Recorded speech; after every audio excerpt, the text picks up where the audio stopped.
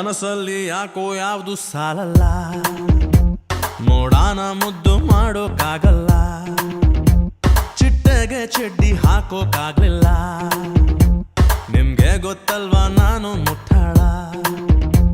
ಮತ್ತೆ ಮತ್ತೆ ಬಂತು ಎದೆಯಲ್ಲೊಂದು ಲಹರಿ, ತುಂಬಾ ಒಳ್ಳೆ ಕನ್ನಡ ಮಾತಾಡ್ಬಿಟ್ಟೆ ಕಣ್ರಿ.